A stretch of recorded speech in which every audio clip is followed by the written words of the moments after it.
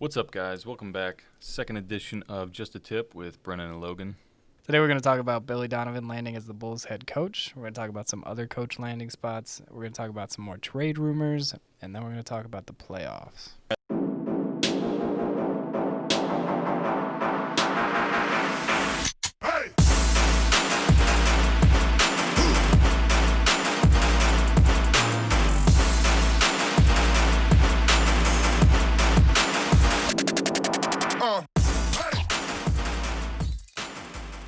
Let's just get into it. Billy Donovan, give me your take on it. I think it's a great hire for the Bulls. They don't need the best coach in the league, so I think they can afford to take somewhat of a risk on Billy Donovan. Not that he's high risk factor, but I think that they can afford to, see if he can take this team to the next level because they're not the best team right now. And getting somebody like Billy Donovan can really elevate them to get back to where they need to be. I know Billy Donovan is a very good player relationship building coach. And that he's got the experience to take the team at least to the next level. And it seems like some of the players are excited to work with him, specifically Levine. I know texted him saying that he was excited to get started again. And we'll see how it goes from there. What's your take?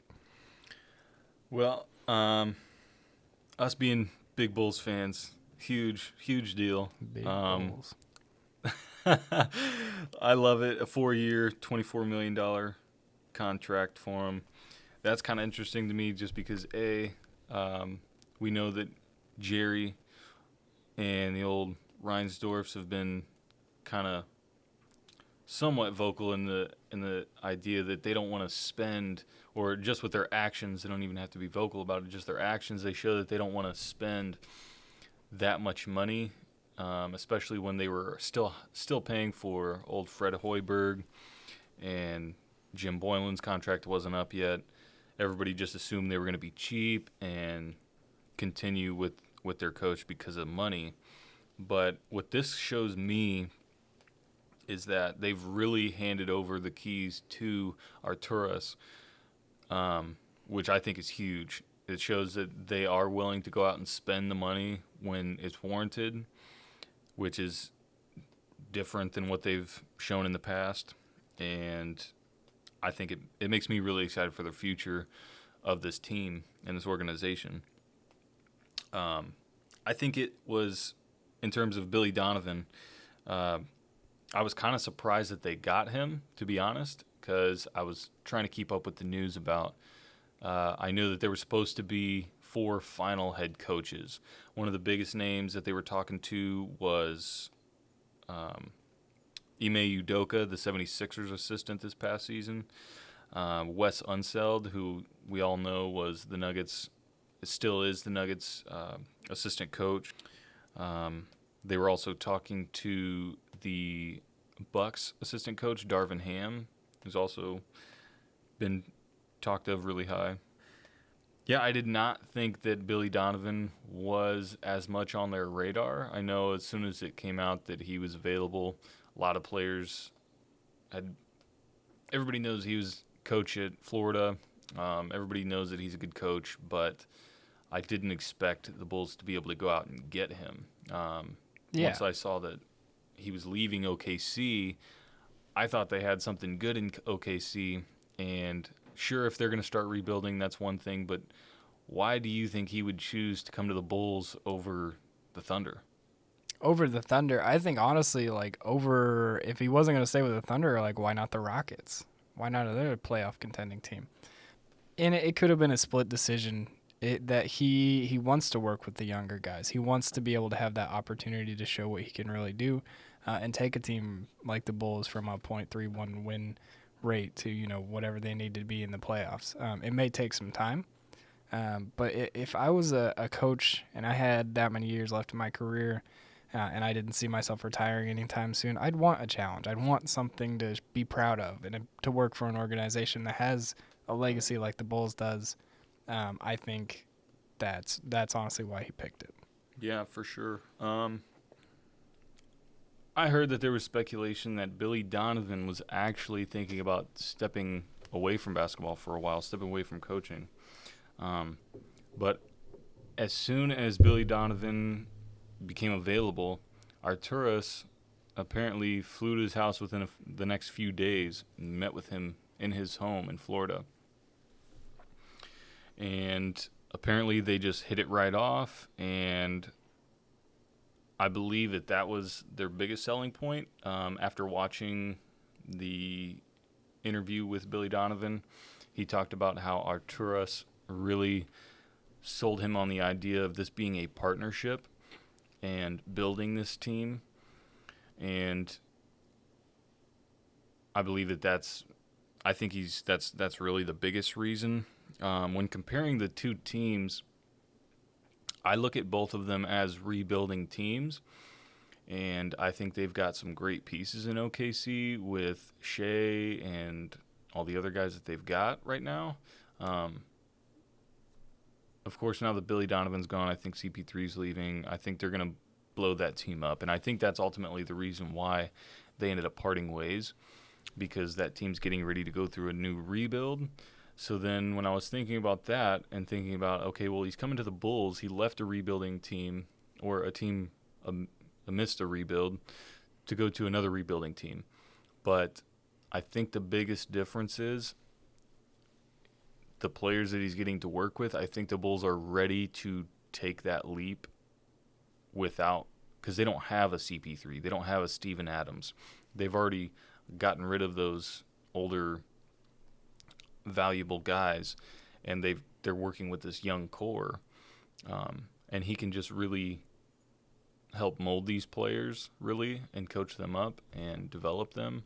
And I think that this team could take a big leap very fast. Yeah, and especially since, and I think this may have been in the back of Arturas's mind when he originally decided to go to Billy Donovan with the pitch, is that if Billy Donovan has so much connection with the players, he could convince the big players to try and come to the Bulls, or that he can take the Bulls to the next level. He's going to attract those stars, the bigger players, better than some of the other coaches that were on the table. And as far as his relationship with all the players so far, I think, honestly, he can do that. For sure. So as much as I love this hire, I think it's more so that I love that Jim Boylan's gone and that we have a competent head coach for once. But there is definitely still some hesitation with this. He can definitely take this team to the next level, but what is that next level, and where does that next level end, and can he surpass that? I definitely think he's going to get this team to the playoffs next year. I think they should have made the playoffs this past year. If they had a decent head coach, I think they would have. So I don't think that the playoffs are an issue. It's once he gets them to the playoffs, can he take that next step in not being a first-round exit? Can he take them deep into the playoffs? Can he win those big games like he couldn't ever do with OKC? He's played with these superstars, yes, but Kevin Durant was very vocal in his distaste for Billy Donovan, which is a little bit worrisome. And he played with Russ. He had Russ and Paul George. He had CP3. And it's never come together for him. He's never been able to get over that hump. Do you think he'll be able to do that with this Bulls team? I think he can build the team in a way that he thinks is going to work for him to get over that hump. And I think that's probably the mindset that he has, is that these young players are moldable. And if he has a very specific coaching style, which I think he does, he'll be able to mold them in the way that he thinks he'll be able to coach them through the playoffs. And if they can bring in any playoff experienced players, they can definitely take that team over the hump. Yeah, it's interesting that you said that he's going to get to coach this team pretty much from the ground up, because if you think about when he got there in OKC, he already had Russ, he already had James Harden and Kevin Durant. He only had that last year of Kevin Durant, but they already had established talent when he got there from Florida. So this is the first time we're really going to get to see him with a fresh, young team. Because even this past year with CP3 was a big coach player for them, basically. He was a big mentor for Shea and Dennis Schroeder. So this will be the first time that he's going to get to mold this team in the direction that he wants to. And this goes back to the whole partnership with Arturas. He's a big part of this team moving forward. And I think that could potentially be a great thing for them. So overall, at face value, I think this was a good, safe hire. I can't say great until we see what happens. And safe as in he was the most experienced out of the other head coaching candidates for them. I think he's got a better resume than Kenny Atkinson, especially in terms of the future of the team. I understand Kenny is a good player development coach, but he doesn't work well with superstars, and I think this team needs to grow into a team that can attract superstars. And I don't think Kenny Atkinson would be a long-term option for them, where I can see Billy Donovan he can be that guy that coaches this young team up, gets them to the playoffs, and then that's going to attract these big-name stars that do respect him as a head coach, and he can still pull them in and be able to coach them still. But it's interesting that they were able to get Billy Donovan rather than going after these unproven assistant coaches. So I do like that, and I feel like it's going to speed up their rebuild quite a bit. Definitely. And on the business side, I think for the fans, what it means is that it shows that we're not just banking on like a coach coming out of nowhere and rebuilding this team. It shows the fans that, they're trying, and that it's going to, I think honestly, it'll probably drive more revenue. People probably want to watch the games more. Specifically because Billy Donovan's been brought in, and now they know, like, oh, Billy Donovan has accolades. The Bulls are going to get better. I think that may be a part of it, especially on the business side too. Right. I think it shows dedication to getting better, and this goes back to how excellent Arturas has been since he's gotten here. Yeah, and it really sounds like he's melding or molding well with this team, especially like the higher ups in the office, and then even down to the players and the head coaches. He's really, honestly, I think he's really fitting in and doing his part to make this team what it can be. Definitely. So what do we think this means for OKC? What do we think they're looking for in a coach? Coach, I don't know who they're looking for in a coach, but I know who I think they should be looking for in a coach, and I think that name is Jason Kidd. All right. I know it's big name. Obviously, I don't think he's long-term in LA being an assistant coach. I think he does deserve to be a head coach somewhere. And I think it would be an exciting match for him with that young, rebuilding Thunder team. Definitely. And he's also got some player relations coaching in him as well. That kind of both teams are going to need to look for when they rebuild, especially OKC, since they're going to have to pretty much blow up the entire team and bring in all new guys. Sure. But OKC is definitely about to go into a full rebuild. I mean, I think they're going to have to move on from Steven Adams. I think they're going to have to move on from CP3, whether they like it or not. CP3's gone. He's definitely gone. There's no way that they're going to bring in a different coach.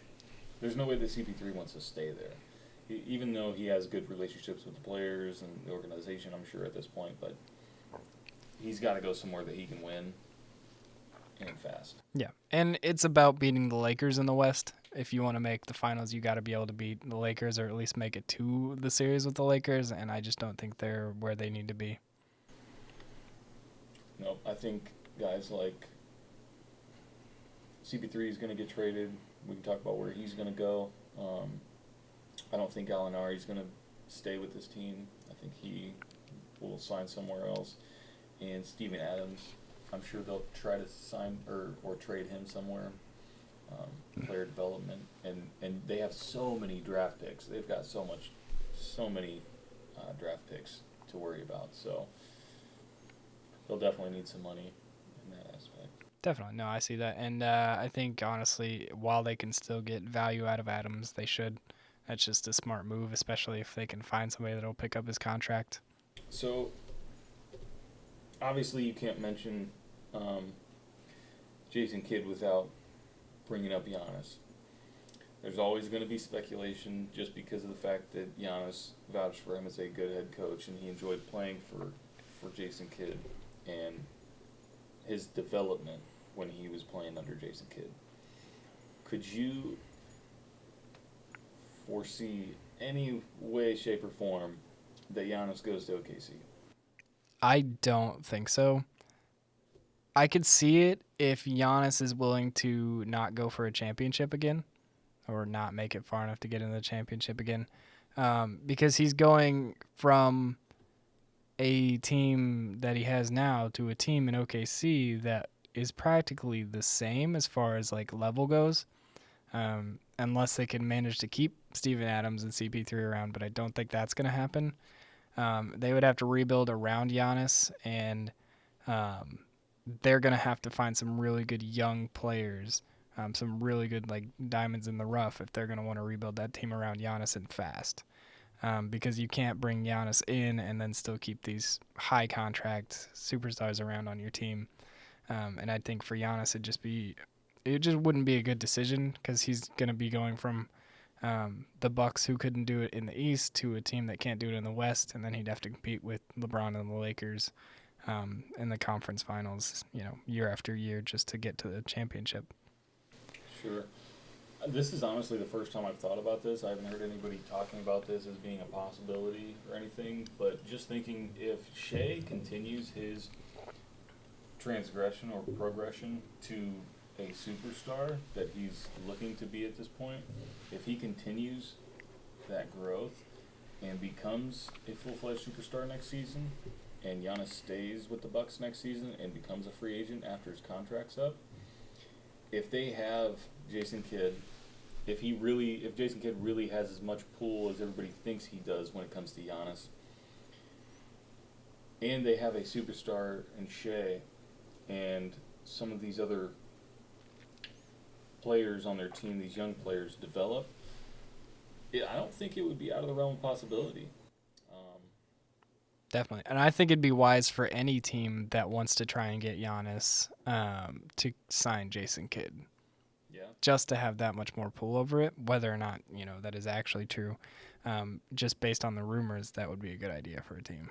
Yeah, that was my first thought when the Lakers brought him in. I thought that they were just looking for, do we want Jason Kidd to be our head coach long term if Frank Vogel doesn't work out, or what the deal with that was, but either way. So let's go back to Giannis.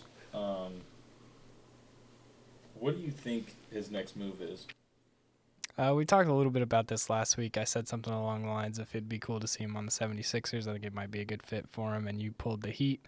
Thinking about it more, the Heat seem pretty likely, at least with your reasoning.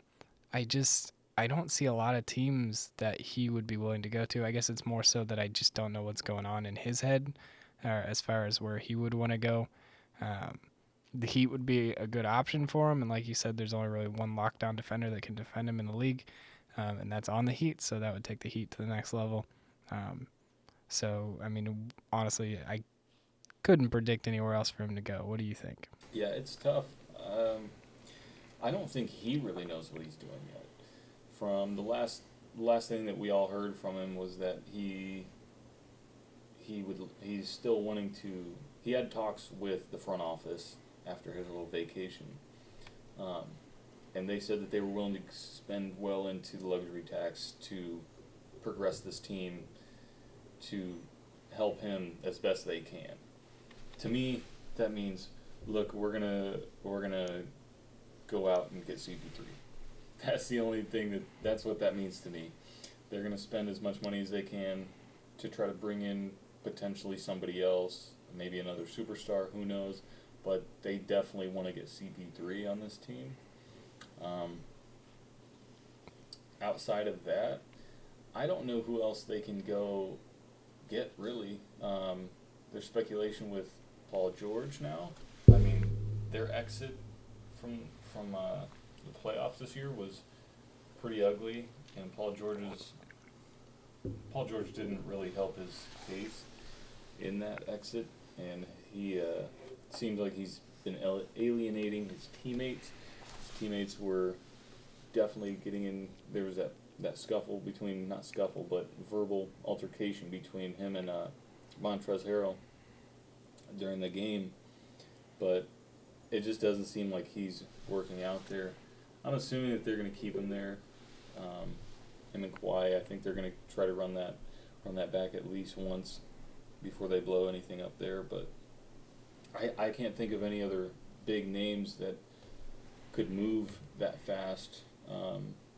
Possibly Victor Oladipo. He might be a name that the Pacers might be willing to trade. What do you think? I think along the lines of the types of players that they are, Oladipo and Giannis are very similar. Very hard workers and very willing to take a team or do what it takes to get a team to where they need to be. It's a matter of whether or not Oladipo likes it that much in Indianapolis. And then it's a matter of whether or not Giannis wants him around, because I think the Bucks are going to play around whatever Giannis wants. If they want to keep him that badly, they're going to go for who Giannis wants to play with. I don't know if that's CP3, but I definitely could see that working out for him. Do they need to go after 2 point guards like that? Oladipo could definitely play shooting guard if he needed to, but it's a matter of, is Giannis, looking forward to playing with somebody like Oladipo or Chris Paul? Mm-hmm. Yeah, it's hard to tell until he really until we see what develops, I guess. But definitely. Long term, I don't see Giannis staying there no matter who they bring in. I think next year is going to be another rinse and repeat. I think they're going to bring in somebody. They'll probably try to get CP3, maybe somebody else. They're going to make it some deep into the playoffs, and they're going to lose. And he's not going to be happy with it, and his contract's going to be up, and he's going to leave. I think that's what's going to happen. I don't see any other way. Yep, and beyond that, it's just a matter of, who can beat the Lakers, like I said. So it's trying to get a team together that can contend with them, and we're seeing whether or not the Lakers kind of implode on themselves. All right, what's next? Playoffs? We can talk about playoffs. We could talk about the playoffs. Right now? Nuggets, Lakers. Let's talk about that a little bit. I'm pretty ticked about it. I'm so excited that the Nuggets made it. I'm also excited the Nuggets made it. I'm just ticked about the last game. I just felt like they were completely one-sided in reffing, and I thought there were some terrible foul calls towards the end of that game that kind of took the Nuggets out of it, and I think they had a really good shot to win that game towards the end. They're a few plays and a couple bad penalties away from being up 3-1 in this series right now over the Lakers. But we can talk about what ifs all day long, but they're down 3-1. Exactly. This is where they want to be, apparently. I think we see this every year. There's always like a couple games that are controversial, and I think it's more so because we get pickier as we get closer to the championship.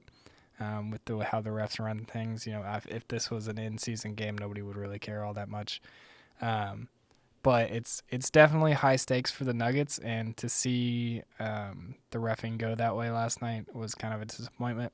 However, I don't know that it's going to make too much of a difference. I mean, maybe the Nuggets could have got the wind under their sails from that game and took it, but I still think we're going to see the Lakers come out on top for this one. Yeah, I agree with you. It's hard to bet against the Lakers, like I said the last time. I think LeBron's definitely going to the finals. It's hard to think. I didn't even think that the Lakers were going to have that much trouble with the Clippers. I thought it would be a good series, but I feel like LeBron's going to the finals no matter what. I'm just more surprised, and I love watching this Jamal Murray, Jokic Nuggets team. I mean, it's so exciting, the brand of basketball that they play. It's fun to watch, and it's just a great underdog type story for them to make it to this point. And it just shows what a great team and development staff they have over there. Definitely. And I think maybe even next year we could see a superstar try and make his way into that team on top of those two, just because of, the amount of excitement that's around that team right now and the amount of excitement that's around those specific players. I think we could really see something change next year, and I think they could even make it to the championship if they really got somebody that could elevate the team to that level. Right, and I think one of those guys could be the development of MPJ. He's the guy that a lot of Bulls fans wanted that year that we took Wendell. Every Bulls fan. I couldn't think of any Bulls fan that said, I want Wendell Carter instead of Michael Porter Jr. Definitely not. I understand there was risks with his back injury, but he's showing that didn't stop him. And the guy's looking like a weapon from here on out. Definitely. No, I agree with that. And if they could make a big three of their own, a young big three that plays on the level that they do, then I think they could really have an argument next year. For sure. Let's go. What do we got next? Heat. Tyler Herro, the young stud that he is, pouring 37 points on the Celtics the other night. It's just awesome to see, honestly. The dude is just ice cold. I mean, he has no emotion when he plays. I mean, except, after the great baskets he's making, he's shown to be a little more happy and stuff. But you gotta be a little. You gotta feel good after those kinds of plays. But I mean, in general, he had no fear in that 20-year-old. It's insane watching him develop over the season.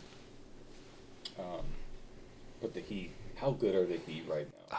It feels good watching them. Seeing Butler, finally make it to the championship is going to be awesome. I mean, 3-1, I don't want to call it early, but come on. It did scare me when Bam got hurt the other night in that game. Got tangled up. I don't remember exactly what it was. He got tangled up for a second in his arm. He was holding his arm the whole rest of the game, the last few minutes. And he kept telling everybody, anytime the medical staff went up to him, he kept shooing him off. He said he was fine. But I hope he is fine. I hope that's not really an actual injury and it's just something that was bugging him there for a second or something. But as long as, barring any injuries, nobody wants to see any of that. I think this team is definitely going to the finals, and I think they're going to give LeBron the best run that he's had in a while. Definitely, especially if Bam is healthy, he can definitely put up some defense for that team, and they're going to need it. They're going to need all of their pieces in this finals, but it's definitely going to be exciting, and I think they're going to at least compete for sure. Yeah, it's tough to get in. Again, it's tough to bet against LeBron. It's tough to go against LeBron, but I'm jumping on the Heat bandwagon.